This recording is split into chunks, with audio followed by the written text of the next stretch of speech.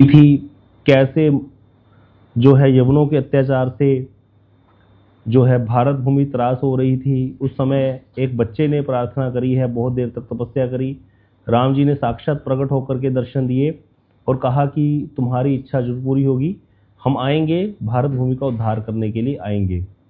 अब आगे बता रहे हैं कि फिर वो बच्चा भी कुछ समय बाद शरीर छोड़ दिया उसने, वो भी चला गया धाम को भगवान के। अब आगे फिर बता रहे हैं, अब भगवान के प्रकट होने का समय आया। हमने कल श्रवण किया था कि तीन ही जो है साक्षात भगवान आए हैं, तीन रूप में, आचार्य रूप में प्रकट हुए हैं। शंकराचार्य जी जो है, आदि शंकराचार्य जी, वो स्वयं शंकर हैं। चैतन्य महाप्रभु जी स्वयं कृष्ण है, राधा कृष्ण मिलित तनु है। और रामानंदाचार्य जी साक्षात राम जी हैं। तीन बार ही भगवान स्वयं साक्षात रूप में आचार्य के रूप में प्रकट हुए हैं। अब रामानंदाचार्य जी के भगवान के रामानंदाचार्य जी के रूप में प्रकट होने का समय आ गया था। कथा आती है कि ऋषिकेश में एक ब्राह्मण दंपत्ति थे, वो रहते थे वहां ऋषिकेश में। उनका नाम था पुण्य सदन शर्मा और उनकी धर्मपत्नी का नाम था सुशीला देवी। उनकी कोई संतान नहीं थी, लेकिन भगवान के दर्शन की बड़ी तीव्र इच्छा थी उनको। एक समय दोनों पैदल यात्रा करके ऋषिकेश से चल के गए हैं, बद्रीनाथ धाम पहुंचे हैं। बद्रीनाथ जाने के लिए पहले कोई रास्ता इस प्रकार से नहीं था सड़क वाला।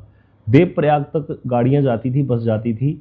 देवप्रयाग से आगे जो लोग जाते थे वो पैदल ही जाते थे पहाड़ों के रास्ते से बद्रीनाथ धाम। एक एक महीना, डेढ़ डेढ़ महीना लग जाता था पहाड़ी रास्ता तय करते हुए। उसमें रास्ते में भी कोई सुविधा नहीं होती थी कुछ ज़्यादा, बहुत ही कम, कहीं 10-12 किलोमीटर पे कोई एक छोटी सी कोई आपको कोई गांव आया तो वहाँ पर आप थोड़ा व्यवस्था आपको मिल जाए, गर्म पानी मिल जाए पीने के लिए या कुछ हो, नहीं तो सारा ऐसे ही चल चल के जाते थे। और लोग जब जाते थे पहले तो वो अपना श्राद्ध इत्यादि करा के ही जाते थे, ताकि अगर वहाँ कहीं मर गए तो फिर कोई चिंता नहीं है। इतना कठिन होता था बद्रीनाथ की जो यात्रा होती थी। तो ये लोग भी पैदल चल करके दोनों दंपत्ति गए हैं, वहाँ तपस्या करने लगे जाकर के बद्रीनारायण में, जाकर बद्रीनाथ जी में नर नारायण भगवान प्रसन्न हुए, वर मांगने को कहा। तब उस ब्राह्मण दंपति जो थे उन्होंने कहा कि प्रभु आपके समान हमें पुत्र प्राप्त हो। तो भगवान ने कहा ठीक है, और अंतर ध्यान हो गए। फिर वही जो ब्राह्मण दंपत्ति थे द्वारा पुनः तीर्थराज प्रयाग में उनका जन्म हुआ, और उनके नाम भी पहले जैसे ही थे, पुण्यसंत शर्मा और सुशीला देवी ही। प्रयागराज जो कोई व्यक्ति गया हो तो उसको पता होगा, वहाँ वेणी माधव जी के दर्शन है, वही वहाँ के देवता हैं वेणी माधव जी प्रयाग के। ठाकुर जी कृष्ण ही है वो, वेणी माधव जी बहुत सुंदर स्वरूप है चतुर्भुज रूप में। तो वेणी माधव जी वहाँ पर टेम्पल आज भी है प्रयागराज में। जो संगम है वहाँ से ज़्यादा दूर नहीं है, 1.5-2 किलोमीटर ही है। किसी भी रिक्शा वाले को बोलो वो दर्शन कराने ले जाता है, लेकिन है अंदर जाके गलियों में मंदिर। तो वहाँ पर वेणी माधव जी की भक्ति करते थे ये ब्राह्मण दंपत्ति प्रयागराज में, और पूजा अर्चना करते थे। पुत्र प्राप्ति की अभिलाषा इनके हृदय में थी, कोई संतान नहीं थी, और निरंतर वेणी माधव भगवान से प्रार्थना भी करते रहते थे। वेणी माधव मंदिर जो है, यहीं पर चैतन्य महाप्रभु जी भी गए थे जब महाप्रभु जी गए हैं प्रयाग में। तो एक दिन क्या हुआ, सुशीला देवी जब भगवान वेणी माधव की पूजा कर रही थी, उसी समय भगवान की प्रसादी माला उनकी गोद में गिर गई, और वेणी माधव जी के हाथ में एक शंख है जिसका नाम है दक्षिणावर्त शंख, वो भी उनकी गोद में आकर के स्थापित हो गया। अब उसी समय विग्रह से एक अद्भुत ध्वनि प्रकट हुई, हे माता जी आपका मनोरथ पूर्ण होगा।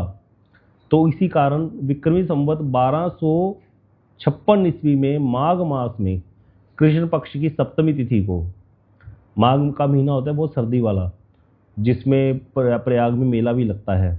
तो माघ मास में कृष्ण पक्ष की सप्तमी तिथि को चित्रा नक्षत्र में सिद्ध योग में कुंभ लगन में दिन के सुबह के 7 दंड बीतने होने पर अद्भुत शुभ घड़ी उपस्थित हुई है। अर्थात सुबह का समय था, सूर्योदय हो रहा था, इधर तो सूर्योदय हो रहा था और उधर सुशीला देवी के गर्भ से हिंदू धर्म के महान उद्धारक जगत गुरु श्री रामानंदाचार्य जी का अवतरण हो रहा था। और इस तरह से भारत भूमि का सौभाग्य उदित हुआ। सुनेंगे इनकी कथा, कैसे इन्होंने यवनों से रक्षा की है, किस प्रकार से हिंदू धर्म की, सनातन धर्म की नींव को मजबूत किया। प्रगटे उत्सव बहुत आनंदपूर्वक मनाया गया, सारे संस्कार हुए हैं। नामकरण संस्कार, 16 संस्कार होते हैं सनातनियों के, वो जरूर करने चाहिए। नामकरण संस्कार का अवसर आया तो नामकरण संस्कार हुआ, नाम रखा गया रामदत्त शर्मा। बाल्यकाल में ही बड़ी सुंदर लीलाएं थी इनकी, अलौकिक लीलाएं थी। भादो महीने की शुक्ल पक्ष की पंचमी को, जिसको ऋषि पंचमी भी बोलते हैं, उस दिन अन्नप्राशन संस्कार हुआ है बालक का। 6 महीने की आयु में ही अन्नप्राशन संस्कार होता है, जनरली सबके घरों में होता है। तो 6 प्रकार के रसों का स्पर्श कराया जाता है बालक को। कोई बता सकता है 6 प्रकार के रस कौन कौन से हैं?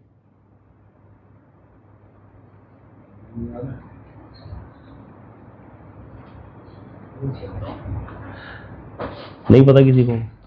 कटु, लवण, तीक्ष्ण, उष्ण। हाँ जी, बोलिए बोलिए। वो जो जैसे किताब एक भगवत गीता रख देते हैं, शस्त्र रख देते हैं, वो नहीं, वो तो रुचि परीक्षा होती है। ये 6 प्रकार के जो रस हैं, मतलब जो हम भोजन खाते हैं, जब हम भोजन खाते हैं तो उसमें 6 प्रकार के रस होते हैं, हमें पता ही नहीं है वो हम खाते हैं। हाँ जी बोलिए। अमल, लवण, कटु, तिक्त, कषाय। हाँ, दोबारा बताना, ये नोट कर लो। मधुर, मधुर, अमल, अमल खट्टा, अमीर खट्टा, लवण लवण, नमकीन, कटु, कटु कड़वा, कटु मतलब तीखा होता है, तीखा। अच्छा, तिक्त, तिक्त मतलब कड़वा, तीता तिक्त, हाँ तिक्त। मतलब कड़वा, कषाय, शैला, कषाय, कशैला, जैसे आंवला होता है कशैला, कच्चा आंवला। तो ये जैसे करेला भी क्षाला होता है, आंवला भी क्षाला होता है कच्चा। तो ये 6 प्रकार के रस होते हैं। 6 प्रकार के रसों के बारे में हमें पता होना चाहिए, खाते रहते हैं, ये पता नहीं कौन से रस हैं। तो 6 प्रकार के रसों का स्पर्श कराया गया। उसी दिन बालक की रुचि परीक्षा, जो भी बता रहे थे रवि प्रभु जी, रुचि परीक्षा होती है, जैसे ग्रंथ रख दिया जाता है, सब चीज़ें रखी है, तो वो पेन भी रखा जाता है वहाँ पर, सब चीज़ें रखी जाती हैं, एक चाकू भी रखा जाता है, रुचि परीक्षा भी होती की। और फिर उस अवसर पर गाय की खीर की दूध की खीर बनाई जाती है, गाय के दूध की, और भगवान को भोग लगा करके बालक को वो चटाई जाती है। हमारे यहाँ मठ में भी कई बार अन्नप्राशन होता है बालकों का, तो प्रभु जी कहते हैं चांदी की कटोरी लेके आओ, उसमें फिर वो ठाकुर जी को लोग भोग लग करके आता है खीर का, उसके द्वारा बच्चे का अन्नप्राशन करते हैं। तो जब बालक रामदत्त को थोड़ी सी खीर खिलाई गई, एक अद्भुत बात प्रकट हुई। उसका ऐसा उनका अन्नप्राशन हुआ है कि जीवन भर उन्होंने मुख्य रूप से खीर को ही ग्रहण किया। आयु बहुत लंबी रही है, 260 वर्ष तक रहे हैं धरती पर। और परंपराओं में बड़ा वर्णन है कि 250 वर्ष तक विराजमान रहे, और पूरा जीवन ज़्यादातर इन्होंने खीर ही पाई है मुख्य रूप से। और बाल्य इतनी विशाल आयु थी, लेकिन कोई व्यक्ति कहे भी इतनी विशाल आयु थी तो खाते भी बहुत होंगे, ऐसा नहीं था।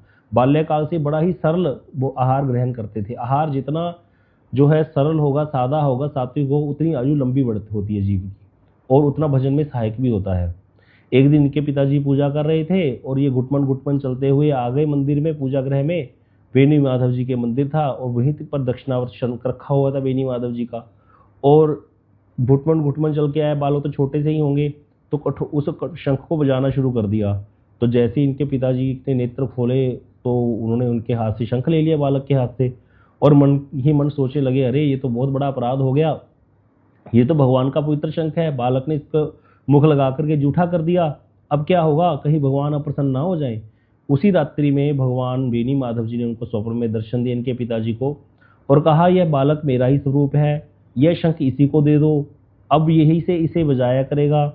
और उसी दिन से कहते हैं रामानंदाचार्य जी से वो शंख जुड़ गया। इसकी बड़ी कथा है शंख की। शंख के द्वारा उन्होंने बहुत सारे कार्य किए हैं। प्रतिदिन बाल्यावस्था से ही 4 बार शंख बजाते थे, दिन में, प्रातःकाल में, मध्याह्न में, सायंकाल में और शयन के समय। शंख की ध्वनि बहुत ही पवित्र मानी गई है। कैंसर जैसे रोगों को भी क्योर करता है शंख। जहाँ पर शंख की ध्वनि होती है, वहाँ पर कैंसर के कीटाणु भी कहते हैं वो खत्म हो जाते हैं, इतनी शंख की ध्वनि की मान्यता है। और जो पहाड़ों में रहने वाले लोग हैं, वहाँ पर शेर, चीता इत्यादि कई बार जंगलों में आ जाते हैं, जंगलों से, तो वहाँ पे लोग शंख रखते हैं अपने घर में। शंख बजाने से शेर भाग जाता है। तो जब शेर भाग सकता है शंख बजाने से, तो कितने प्रकार के उपद्रव और भी चले जाते होंगे। इसीलिए शंख की ध्वनि, शंखनाद किया जाता है मंदिरों में। घर में भी लोग जो पूजा इत्यादि करते हैं शंख बजाते हैं, अच्छा माना जाता है इसको। तो यहाँ कहते हैं 4 बार शंख बजाते थे, प्रातःकाल, मध्याह्न, सायंकाल और शयन के समय। और 2-3 वर्ष की अवस्था से ये क्रम शुरू हो गया था, और शंख की ध्वनि सुनकर के लोगों को बड़ा ही आनंद होता था। कहते थे जहाँ तक इनके शंख की ध्वनि जाती थी ना, वहाँ तक के विधर्मी, वहाँ तक कोई भी विधर्मी जो यवन इत्यादि वो आने का साहस नहीं कर पाते थे, ऐसा इनका शंख का प्रभाव था। 5 वर्ष के आयु हुई है जब इनके पिताजी ने इनको वाल्मीकि रामायण सुनाना आरंभ किया है। बुद्धि इतनी विलक्षण थी कि एक श्लोक को जो सुन लेते थे कंठस्थ हो जाता था, और लोग देख करके आश्चर्यचकित हो जाते। अब तीर्थराज में रहते थे, प्रयागराज में ही रहते थे। एक बार कुंभ का आयोजन हुआ वहाँ पर। अब कुंभ मेला लगता है संगम पे, तो माता पिता लेकर वहाँ पहुंचे कुंभ पे। इनको भी संत विद्वानों की सभा में बालक रामदत्त ने सारी वाल्मीकि रामायण पाठ सुना दिया। सब लोग आश्चर्यचकित हो गए अद्भुत पांडित्य देख करके, कि अब पिताजी के भी, इनके पिताजी को भी ये पता नहीं था कि इनको पूरी रामायण कंठस्थी हो चुकी है। वो तो इनको ऐसी रोज थोड़ा थोड़ा पढ़ाते रहते थे। इनके पिताजी को भी बड़ा आश्चर्य हुआ कि इसको पूरी रामायण ही याद हो गई। सभी संत विद्वान आशीर्वाद देने लगे, कहने लगे ये बालक बहुत बड़ा आगे चल करके जगतगुरु बनेगा। 8 वर्ष की आयु हुई। फिर उसमें माघ शुक्ल द्वादशी के दिन यज्ञोपवीत संस्कार हुआ है। 16 संस्कारों में आता है यज्ञोपवीत संस्कार। मुंडन हुआ, स्नान हुआ, गायत्री मंत्र में दीक्षा दी गई है। जैसे ही अध्ययन के लिए आगे जो बढ़ाया गया, लौट करके नहीं आए। उसमें एक नियम होता है कि बच्चा वापस आ जाता है थोड़ा भिक्षा करके, ऐसा बनाया जाता है। लेकिन एक नियम ये भी है कि घर से चला गया, आगे जा करके निकल गया, ब्रह्मचारी हो गया। तो जब ये निकल गए तो वापस ही नहीं आए। तो पुरोहित पीछे पीछे दौड़ते हुए कहने लगे लौटाओ लौटाओ, अभी विधि पूर्ण नहीं हुई है। तो इन्होंने कहा, रामदत्त शर्मा बालक ने कहा, मुझे ऐसी बाहरी विधियां और सत्य विधियां पसंद नहीं है, अब मैं काशी जाकर के अध्ययन करूंगा। तो 15 वर्ष की आयु में जनरली भेजा जाता था उस समय बच्चे को अध्ययन के लिए गुरुकुल में, लेकिन ये 8 वर्ष की अवस्था में ही काशी के लिए निकल पड़े। पीछे पीछे माता पिता चल दिए, पैदल यात्रा करते हुए वाराणसी पहुंच गए प्रयाग से। और इनके मामा जी थे ओमकार पंडित शास्त्री, बड़े न्यायिक, बहुत बड़े न्यायिक शास्त्री थे। उनके पास रह करके इनका अध्ययन शुरू हुआ है सारा। और कहते बहुत ही कम अवस्था में सारे शास्त्रों में पारंगत हो गए। लेकिन शास्त्र पढ़ने का उद्देश्य क्या है? शास्त्र पढ़ने का उद्देश्य शास्त्रार्थ करना नहीं है कि किसी को हम हरा देंगे। विद्या का वास्तविक फल है विवेक। और विवेक से क्या होगा? विवेक अर्थात सत्य और असत्य का निर्णय करना। सत्य क्या है? भगवान ही सत्य है। असत्य क्या है? संसार। तो इसीलिए असत्य का त्याग करके सत्य को धारण करना, यही है शास्त्र पढ़ने का फल। अगर शास्त्र पढ़ लिए बहुत सारे और ज्ञानी होकर के अपने ज्ञान के द्वारा धन अर्जन कर रहे हैं, ज्ञान के द्वारा लोगों की भीड़ अर्जन कर रहे हैं, और अपने ज्ञान के द्वारा अपनी प्रतिष्ठा अर्जन कर रहे हैं, लाभ पूजा प्रतिष्ठा ले रहे हैं संसार में, तो ऐसे ज्ञान का कोई फायदा नहीं है। वो ज्ञान तो हमको डुबो देगा। ज्ञान का वास्तविक फल यही है। अगर कोई ज्ञान भी, भक्तिपरक ज्ञान भी कोई प्राप्त करता है, उसका फल है विवेक। क्या विवेक जागृत हो गया हमारा? विवेक तो जागृत होता नहीं, और उल्टा क्या हो जाता है, माल इकट्ठा करने में व्यक्ति लग जाता है। तो इसीलिए शिव जी कहते हैं पार्वती को, सत्य क्या है और असत्य क्या है। बड़ी सुंदर चौपाई गोस्वामी जी ने लिखी है। उमा कहूँ मैं अनुभव अपना, सतहरि वजन जगत सब सपना।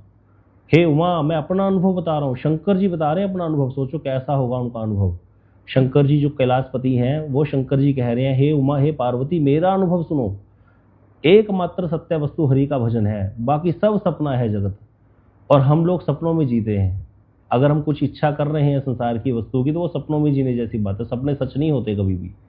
लेकिन सत्य वस्तु क्या है? सत्य वस्तु भगवान का भजन है। इसीलिए जिसने भगवान को, भजन को पकड़ लिया, उसने सत्य को पकड़ लिया। अब वो चाहे कितने मर्जी कष्ट में है, लेकिन सत्य उसके साथ में है ना, तो बहुत बड़ी बात है। तो इसीलिए इस चीज को याद रखना चाहिए। धीरे धीरे जान गए संसार असत्य है, नश्वर है, केवल भगवान ही सत्य है। और इनके हृदय में वैराग्य प्रबल हो गया। अब देखिए, हम लोग कई बार चर्चा करते हैं कि भक्ति में वैराग्य की जरूरत नहीं है। जब कोई भजन करे, ज्ञान और वैराग्य की आवश्यकता नहीं है। लेकिन जब कोई जीव भक्ति करता है, ज्ञान और वैराग्य तो भक्ति के पुत्र हैं। ज्ञान और वैराग्य तो अपने आप ही आ जाते हैं। जितना ज्ञान और वैराग्य चाहिए भक्ति के साथ अपने आप आएगा। वो अलग बात है कि वैराग्य भक्त हर वस्तु से नहीं करते। जो भगवत संबंधी वस्तु, उससे वैराग्य नहीं करना होता। जो भगवत संबंधी नहीं है, उससे वैराग्य होना बड़ा जरूरी है।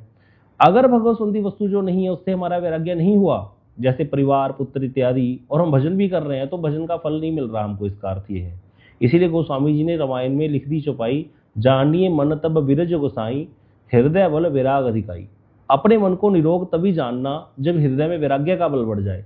अब यहाँ पर वैराग्य किसकी बात करिए? युक्त वैराग्य की बात ही कर रहे हैं गोस्वामी जी की। जब तुम्हारे हृदय में संसार के प्रति वैराग्य आ जाए, तभी अपने मन को निरोग जानना। नहीं तो समझो मन को रोग लगा हुआ है अभी, और बातें जितनी मर्जी बना लो। जब मन को रोग लगा हुआ है, तो बस मन ही तो सारा कुछ करा रहा है। मन के पीछे इंद्रियां भागती हैं, तो फिर अभी दुर्दशा है। अभी मरेगा शरीर, जब शरीर छूटेगा तो आत्मा के साथ मन तो मरा नहीं। इसीलिए मन दोबारा, क्योंकि वो निरोगी है, निरोगी नहीं हुआ है मन, रोग के कारण दोबारा विषय आशा करेगा और संसार में आना पड़ेगा उसको।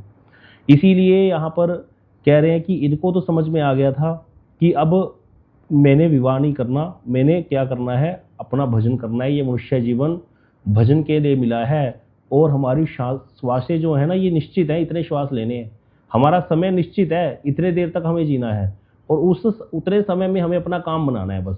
अब जो व्यक्ति इंटेलिजेंट है वो क्या करेगा, वो हर समय इसको किसी न किसी प्रकार से भगवान के भजन में लगाएगा। भक्ति के 64 अंगों का पालन करना चाहिए, इसीलिए किसी भी करके कभी कोई अंग पकड़ लो, कभी कोई अंग पकड़ लो, किसी न किसी प्रकार लगे रहो। तो कौन सा ऐसा अंग है भक्ति का जो हर समय व्यक्ति पालन कर सकता है, अगर चाहे तो कोई बता सकता है? नाम जप, हरिनाम प्रभु। कहाँ हरिनाम कौन करता है? हरिनाम सब समय बताओ। धाम में वास। हाँ, धामवास। शिव शंकर जी पार्वती को बोल रहे हैं, देवी धामवास एक ऐसा भक्ति का अंग है। अगर धाम में कोई व्यक्ति सो भी रहा है तो कहाँ सो रहा है भैया? धाम में। लड़ाई कर रहा है कहाँ पे? धाम में। प्यार कर रहा है धाम में, परिक्रमा कर रहा है धाम में, खा रहा है धाम में, कुछ भी कर रहा है धाम में। तो इसीलिए एक अंग ऐसा है भक्ति का, धामवास, जो हर समय पालन हो रहा है।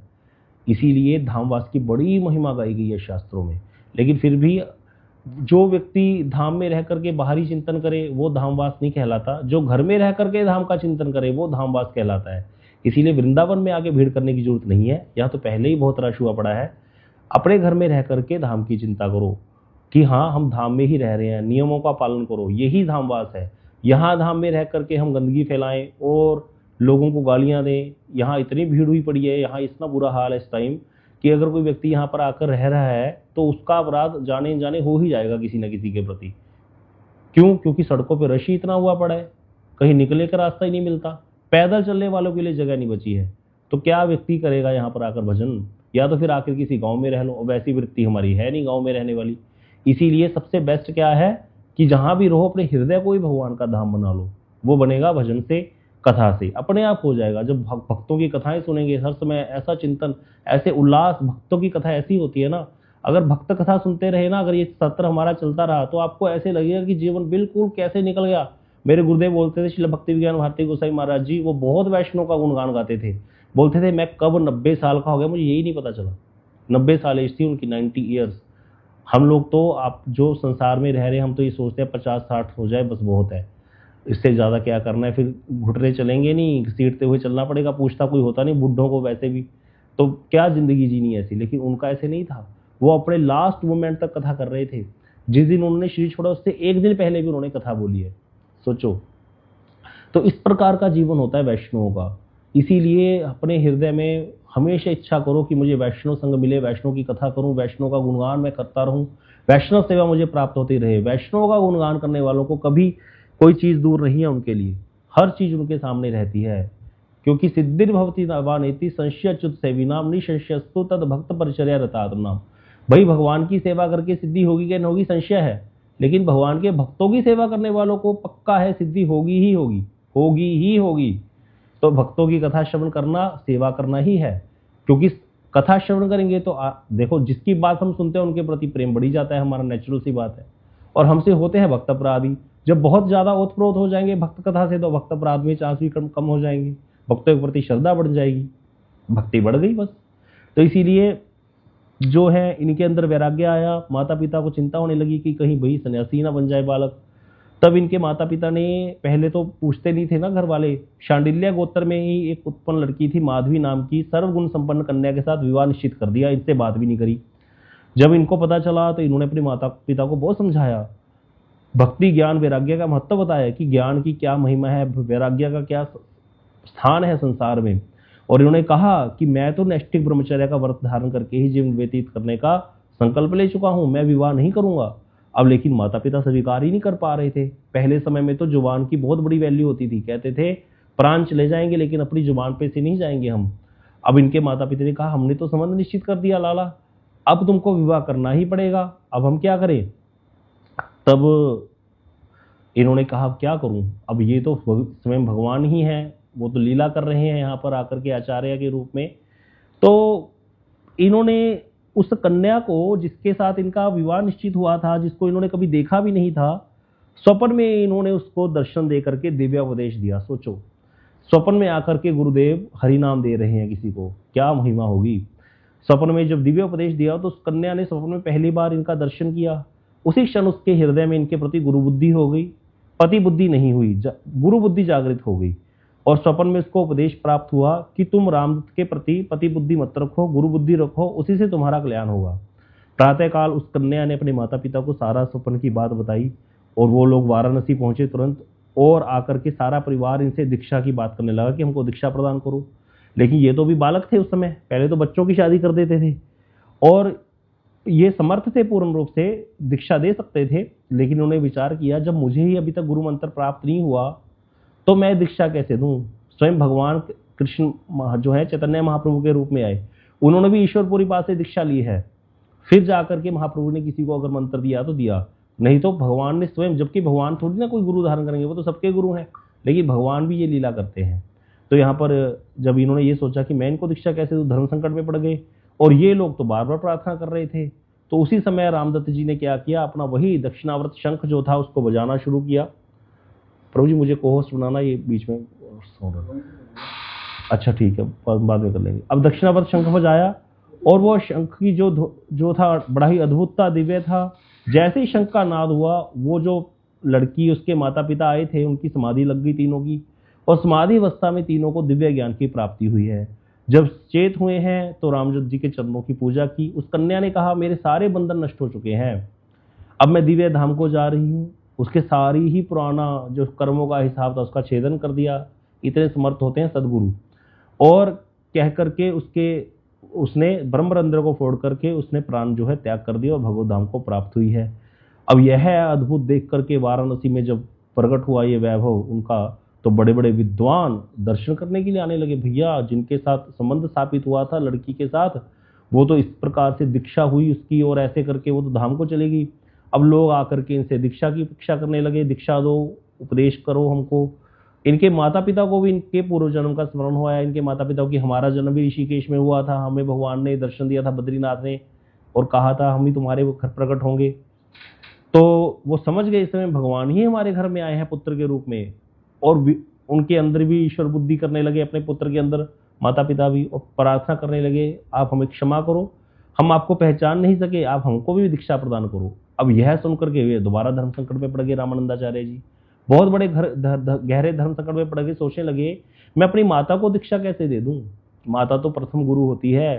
सन्यासी को भी माता को दंडवत प्रणाम करने की आज्ञा है। चैतन्य महाप्रभु जी ने जब सन्यास लिया है, जब शची मैया से मिलन हुआ है, तो माता शची मैया को महाप्रभु जी ने प्रणाम किया, जबकि सन्यासी किसी को प्रणाम नहीं करेगा। सन्यासी सबका प्रणम्य है, सबको सबसे प्रणाम ग्रहण कर सकेगा, लेकिन अपनी माता को चैतन्य महाप्रभु जी ने प्रणाम किया और 2 महीने तक उनके हाथ का प्रसाद भी पाया अद्वैताचार्य जी के घर में। यद्यपि सन्यासी का नियम नहीं है ऐसा किसी के हाथ के खाने का, लेकिन अपनी माता के हाथ का महाप्रभु जी ने प्रसाद पाया।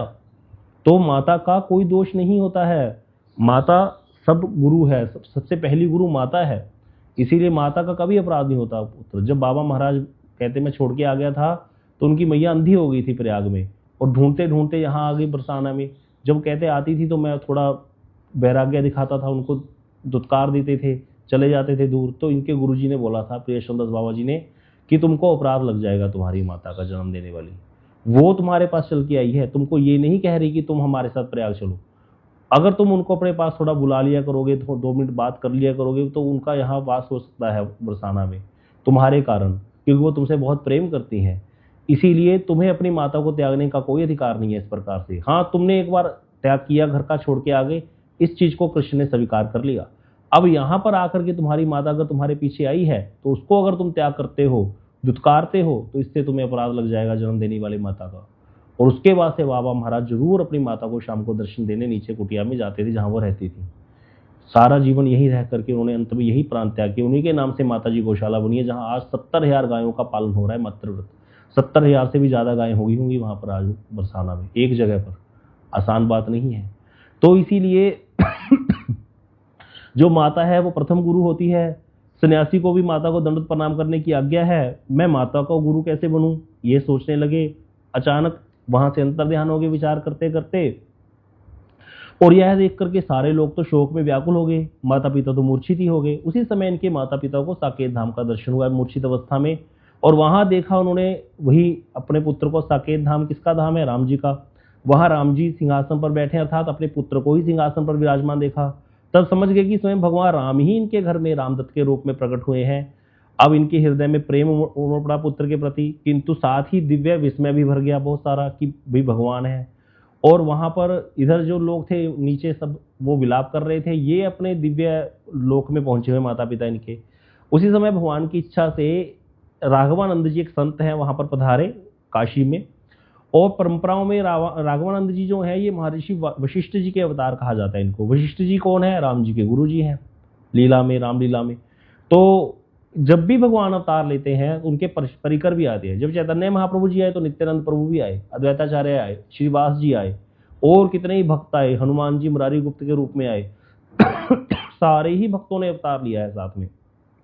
इसलिए हम लोग गाते हैं ना सुबह रोज कीर्तन, श्री कृष्ण चैतन्य प्रभु जीवे दया करी, स्वपार्षद स्वीय धाम सहवतरी, अत्यंत दुर्लभ प्रेम करी बारे दान, सिखाए शरणागति भक्तिर प्राण। क्यों आए? अत्यंत दुर्लभ प्रेम को दान करने आए हैं, इसीलिए भक्तों को शरणागति सिखा रहे। कैसे आए हैं? श्री कृष्ण चैतन्य प्रभु जीवे दया करी, जीवों पर दया करने आए। कैसे आए हैं? सब पार्षद स्वीय धाम, अपने धाम अपने पार्षदों को लेकर के अवतार लिया है भगवान ने। तो भगवान जब भी आते हैं अपने पार्षदों के साथ ही आते हैं। तो राघवानंद जी, वशिष्ठ जी ही राघवानंद जी हैं, तो राघवानंद जी भी आए हैं। अब जब आए हैं तो अब पूरा पार्षद मंडल आया है। राघवानंद जी ने देखा सारा परिवार शोकाकुल है, तो उन्होंने कहा कि आपको अपने पुत्र के दर्शन पुनः प्राप्त होंगे, इसी के लिए आपको एक श्री राम नाम महायज्ञ करना होगा। तो वाराणसी में गंगा जी के तट पर काशी में विशाल यज्ञ का आयोजन किया गया। और षडक्षर मंत्र जो है राम जी का 6 मंत्र जिसमें होते हैं, उस षड अक्षर मंत्र द्वारा सदाचारी ब्राह्मणों ने यज्ञ में 6 करोड़ आहुतियां डाली हैं। तो जब ऐसे आहुतियां हुई, पूर्ण आहुति का जब समय आया, तो अंतिम आहुति जब समर्पित की गई, उसी समय यज्ञ मंडप से श्री रामानंदाचार्य जी दोबारा साक्षात प्रकट हो गए। फिर इनके गुरुदेव वहां पर प्रकट ही थे, वशिष्ठ जी जो राघवानंद जी हैं। राघवानंद जी ने जगत गुरु रामानंदाचार्य जी को श्री राम मंत्र की दीक्षा प्रदान की है और जगत कल्याण का कार्य करने के लिए आज्ञा प्रदान कर दी। उसी अवसर पर फिर इनके गुरुदेव ने रामदत्त से नाम क्या रख दिया? श्री रामानंदाचार्य। तो श्री रामानंदाचार्य नाम इनको दीक्षा के बाद प्राप्त हुआ है। उसके पश्चात श्री रामानंदाचार्य जी ने अपने माता पिता को दिव्य ज्ञान उपदेश दिया और सदा के लिए ही वाराणसी में निवास करने लगे। आज भी काशी में पंचगंगा घाट है जहां पर वेणी माधव जी का दर्शन है। वहां पर मंदिर को तोड़ करके मस्जिद बनाई हुई है, लेकिन वेणी माधव जी की एक विग्रह फिर भी रखा हुआ है, मंदिर छोटा सा एक बना रखा है साइड में। तो वहां जरूर जाइएगा, कभी काशी जाओ तो पंचगंगा घाट जरूर दर्शन करिएगा। पंचगंगा घाट पर ही श्री रामानंदाचार्य जी की वहां पर स्थान है। हम लोग अभी गए थे, लेकिन कथा स्मृति पटल से चली गई थी, याद आ रहा था बहुत कुछ कि यहाँ बहुत कुछ है, लेकिन रामानंदाचार्य जी के स्थान पर हम जाके दर्शन नहीं कर पाए।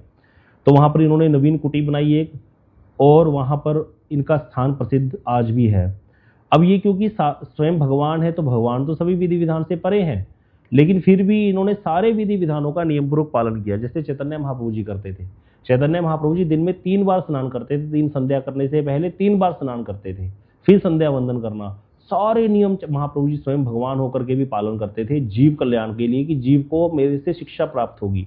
क्योंकि कृष्ण भगवान गीता में कह रहे हैं कि भाई मैं सब नियमों से परे हूं, लेकिन अर्जुन मैं भी कर्म करता हूं, क्योंकि मेरी देखा देखी अन्य लोग भी क्या हो जाएंगे, सारे कर्म से च्युत हो जाएंगे। इसीलिए मैं भी क्या करता हूं, विधि नियमों का पालन करता हूं। इसीलिए यहाँ पर रामानंदाचार्य जी ने भी क्या किया है, स्वयं भगवान के स्वरूप होकर के भी सारे विधि विधानों का पालन किया और साधना का आदर्श प्रस्तुत किया। तो कोई व्यक्ति कहे कि भैया हम तो क्या हो गए हैं, डायरेक्ट भक्तराज पैदा हुए हैं। बोले तुम कौन हो? बोले हम राधा जी की दासी हैं, मंजरी हैं हम कोई नियम पालन नहीं करेंगे, हम ग्रहण को नहीं मानेंगे, हम एकादशी नहीं करेंगे, क्योंकि हमारी तो कौन सी पूजा है, हमारी तो रागानुगा भजन है। हम डायरेक्ट, आपका रास्ता होगा छोटे छोटे, हम तो हाईवे पे चलने वाले हैं। एक बात समझ लो, हाईवे पे जब एक्सीडेंट होता है ना तो बड़ा भयंकर होता है। हाईवे पे गाड़ी दौड़ती तो बहुत तेज है, लेकिन जब हाईवे पे एक्सीडेंट होता है तो कई गाड़ियों का एक साथ हो जाता है, फिर कुछ नहीं बचता। तो इसीलिए जो आचार्य जिस मार्ग पर चल के गए हैं उसी पे चलना चाहिए, अपने मन गढ़ंत कोई नियम साधन नहीं बनाने चाहिए।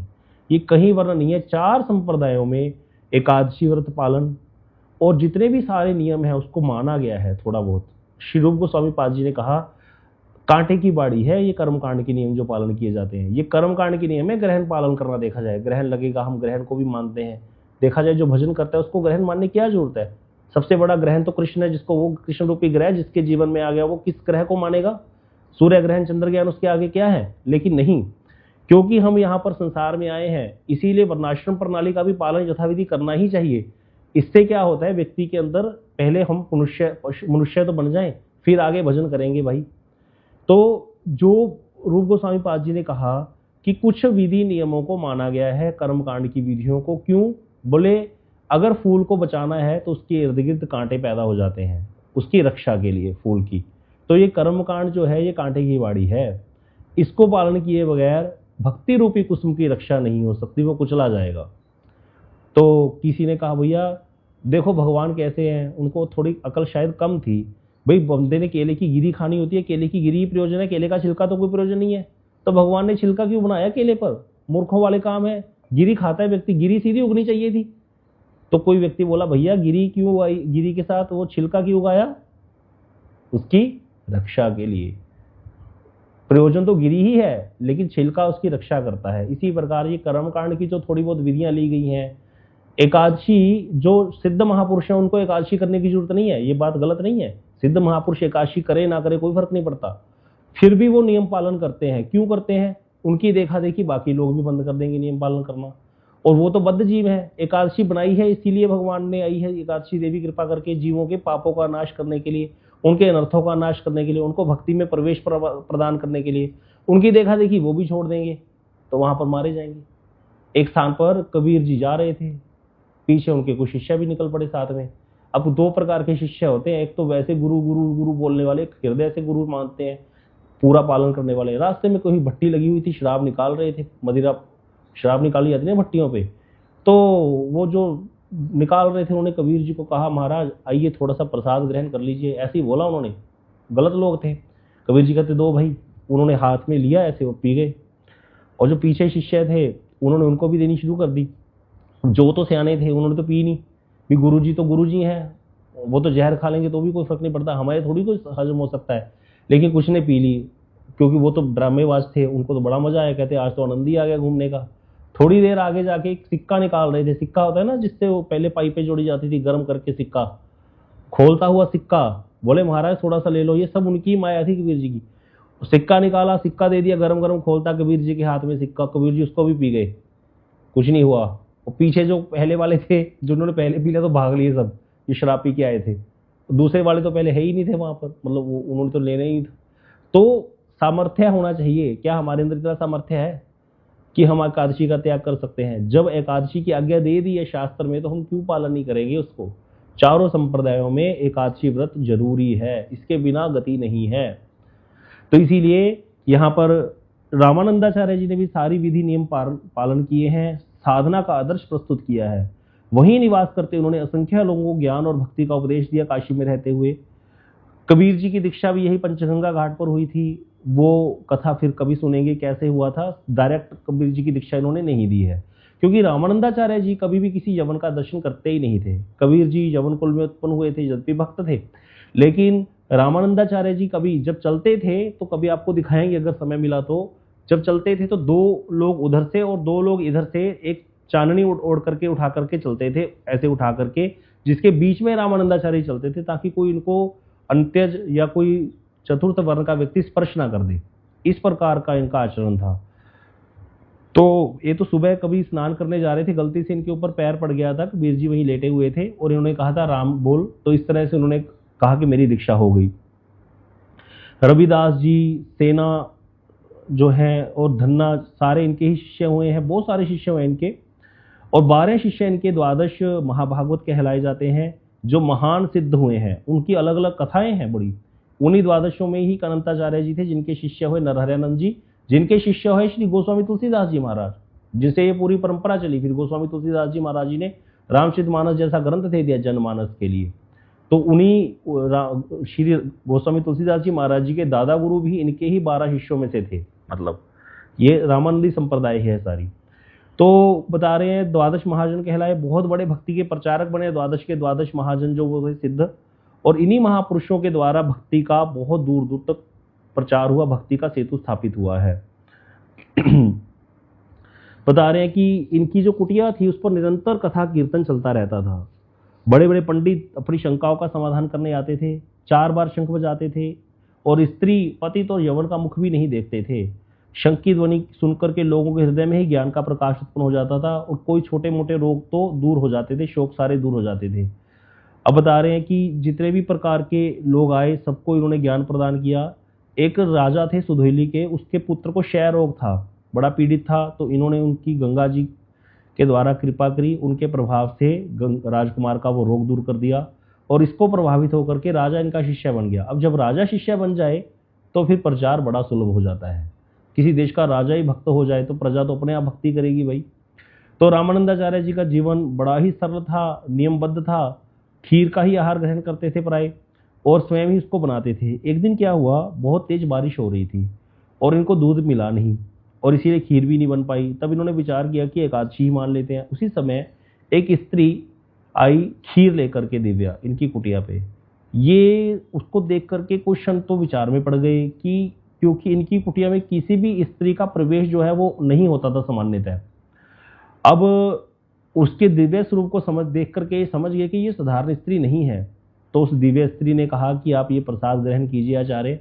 तो रामानंदाचार्य जी कहे कि मैंने देवी आज तक या तो अपने हाथ की बनाई हुई खीर ग्रहण की है या फिर अपनी माता के हाथ की, इसलिए आपको अपना परिचय देना होगा। तो उस स्त्री ने कहा ऐसा ही मान लीजिए कि ये माता के हाथ की ही बनी हुई है। तो इन्होंने कहा आप मेरी जन्ममात्री, जन्म देने वाली माता तो नहीं हो। तो वह स्त्री बोली मैं केवल तुम्हारी ही माता नहीं, मैं तो जगत की माता हूँ।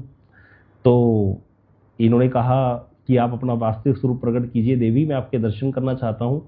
तो देवी ने अपना वास्तविक स्वरूप प्रकट किया, कहता मैं गंगा मैया हूँ। तो पंचगंगा घाट पर 5 प्रकार की गंगा नदियों का वहाँ पर संगम है, 5 प्रकार की धाराएं वहाँ प्रकट होती हैं कभी कभी बारिश में, आप कभी जाओ तो दर्शन करना। तो वहीं पर गंगा मैया ने इनको दर्शन दिए और साक्षात दिन में दिव्य चिन्मय स्वरूप दिखाया। और गंगा माता इस प्रकार उनको कई बार आकर के दर्शन देती रही, क्योंकि ये तो आचार्य हैं और गंगा जी तो ठाकुर जी के चरणों का ही जल है। एक दिन इनके मन में विचार आया काशी में रहते हुए कि आज तो शिवरात्रि का पावन दिन है, चलो शिव जी के दर्शन करने चलता हूँ। लेकिन दिन में गए नहीं क्योंकि रश बहुत होता है, रात्रि आधी रात के समय दर्शन के लिए निकले क्योंकि बहुत भीड़ होती है दिन में। अब काशी विश्वनाथ मंदिर जब पहुंचे हैं तो मंदिर के द्वार बंद हो जाते हैं, वहां लगभग 10:30-11 बजे तक द्वार बंद हो जाते हैं मंदिर के। हम लोग भी इस बार गए थे तो रात्रि में ही दर्शन करने गए थे, तो हम लोग 9-9:30 बजे अंदर घुस गए थे, कोई नहीं था ज़्यादा रश। लेकिन फिर बाद में दर्शन बंद हो जाते हैं रात को 10:30-11 बजे के बाद। तो द्वार बंद हो चुके थे, तब इन्होंने सोचा चलो लौट चलते हैं, कल दर्शन करेंगे। उसी समय अंदर से भीतर से देवी पार्वती शंकर भगवान से बोली आचार्य पधारे हैं, और द्वार बंद देख करके लौट चले हैं। यह सुनते ही भगवान विश्वनाथ बोले अरे रामानंदाचार्य जी पधारे हैं। तत्क्षण शिव जी काशी विश्वनाथ जी ने स्वयं मंदिर का द्वार खोल दिया अंदर से और पुकार करके भीतर बुलाया इनको। और रामानंदाचार्य जी प्रणाम करना चाहते हैं, शंकर जी ने उनको प्रणाम नहीं करने दिया, प्रेम पूर्वक हृदय से लगा लिया और अपने समीप ही दिव्य आसन पर विराजमान किया है। फिर दोनों में वार्तालाप हुआ है, शंकर जी में और श्री रामानंदाचार्य जी में अत्यंत गूढ़ आध्यात्मिक चर्चा हुई है। शंकर जी ने कहा कि आपका अवतार तो संपूर्ण भारत में धर्म के प्रचार के लिए हुआ है, आपके द्वारा तो बहुत बड़े महान कार्य संपन्न होने हैं। तब इन्होंने फिर शंकर जी ने इनकी स्तुति करते हुए 2 शब्द बोले हैं, आप राम आनंद में राम रूप रत राम, कहू कहा सत्कार करी केति करो प्रणाम। स्वयं आप आनंद में श्री राम स्वरूप हो, मैं आपका किस प्रकार सत्कार करूं। शंकर जी कह रहे हैं कितनी बार आपको प्रणाम करूं, कैसे मैं आपको रिझाऊं। इसके पश्चात रामानंदाचार्य जी अपनी कुटिया में आ गए और रोज सवेरे 3 बजे गंगा स्नान के लिए चले जाते थे, क्योंकि उस समय बड़ा ही शांत वातावरण रहता था। एक दिन जब ब्रह्म मुहूर्त में गंगा जी में स्नान कर रहे थे और राम नाम का मंत्र जप रहे थे, उसी समय एक अत्यंत भयानक काले वर्ण के पुरुष इनके समीप आया। बहुत ही काला भुसुंड, बहुत भयंकर रूप धारण किया हुआ पुरुष इनके सामने आया, समीप आया, सामने नहीं आया अभी, और दूर ही खड़ा रहा। और इतना उसमें साहस नहीं था कि इनको स्पर्श करे, लेकिन आया था दर्शन के लिए। उसी समय रामानंदाचार्य जी के पास जो सोने का पात्र, आचमन पात्र जिसमें ये आचमन करते थे, वो रखा हुआ था। तो वो तो अपना प्रभाव दिखाना चाहता था, साक्षात कलयुग ही था। सूक्ष्म रूप धारण करके आचमन पात्र के जल में जाकर के बैठ गया, क्योंकि कलयुग को स्वर्ण में स्थान दिया भी है परीक्षित जी महाराज जी ने। तो क्योंकि कलयुग था, रामानंदाचार्य जब आचमन करने लगे तब उनको अनुभव हुआ कि कुछ असामान्य सा है। उन्होंने पूछा, भैया कौन हो तुम, ये कहाँ से आए हो? सूक्ष्म रूप धारण करके जल जो पात्र है आचमन पात्र सोने का, उसके अंदर बैठा है। तो कलयुग बोला, मैं अपने उद्धार के लिए आया हूं। तो रामानंदाचार्य जी कह रहे हैं, तुम कौन हो भाई? बोला, उन्हें अपना वास्तविक स्वरूप प्रकट कर दिया। बोला, मैं कलयुग हूं, सब लोग मुझको बुरा कहते हैं। ऐसा कह करके जो है अपना दुख प्रकट करने लगा। आचार्यपाद बोले, तू है ही बुरा, तेरे कारण कितना क्लेश है, तो यहाँ क्यों आया है? कलयुग बोला, मैं अपने उद्धार के लिए आया हूं। क्या मेरा उद्धार नहीं होगा? आप मुझको अपना शिष्य बना लो, आप तो जगत का उद्धार करने के लिए अवतीर्ण हुए हैं। रामानंदाचार्य जी ने कहा, इतने बड़े बड़े गुरु हुए हैं, तुझे मैं ही क्यों मिला? तो कलयुग ने उत्तर दिया, मैं बहुतों के पास गया, लेकिन किसी ने भी मुझको स्वीकार नहीं किया। अब आपकी शरण में आया हूं, आप कृपा करके मुझे अपना लीजिए। तब रामानंदाचार्य जी हैं जो उनको शंकर जी की बात स्मरण आई। भगवान शंकर ने कहा था, कोई भी आपकी शरण में आए उसको आप लौटाइएगा नहीं, सबको आप दिव्य ज्ञान प्रदान कीजिएगा, आप आए ही इसलिए हो। तो इन्होंने कलयुग को भी दीक्षा प्रदान कर दी।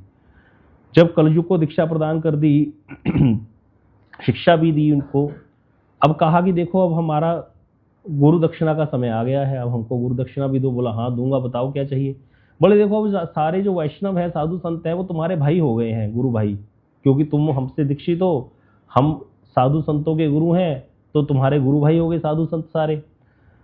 तो कहते, यहाँ पर बड़ा सुंदर एक चौपाई दोहा लिखा है, साधु भय तुम्हारे गुरु भाई, इनको नहीं बनियो दुखदाई, दोष सहित बहु गुणहु तुम में याते शिष्य बनाए हमने। शंकराचार्य जी, रामानंदाचार्य जी बोले, देखो भाई, तुम्हारे गुरु भाई हो गए साधु, अब तुम इनको दुख मत देना साधुओं को, तुम्हारे अंदर बहुत सारे दोष हैं लेकिन बहुत सारे गुण भी हैं, इसीलिए मैंने तुमको शिष्य बनाया। कोई बता सकता है कलयुग में क्या गुण है? कलयुग तो दोषों से भरा हुआ है।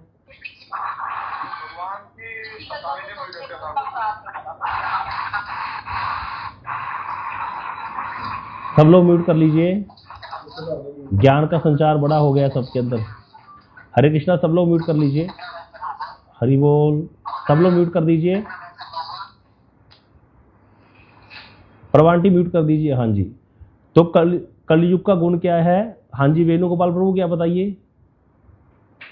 इसमें भगवान मतलब वैसे तो 16 नाम जप से वाक्यों में मतलब सारी विधियां बहुत मुश्किल है। सतयुग में ध्यान है। ठीक है, ठीक है, बिल्कुल सही।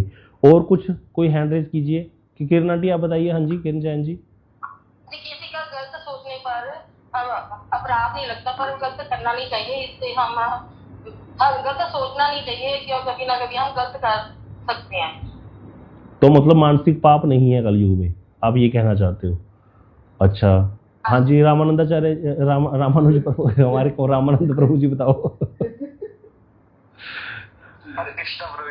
हाँ जी, तो ये कह रहा था, एक तो केवल नाम से उद्धार हो जाता है, दूसरा ये मानसिक दोष नहीं लगता जी, जो मानसिक दोष नहीं लगता। और कुछ होता है एक्स्ट्रा इससे? और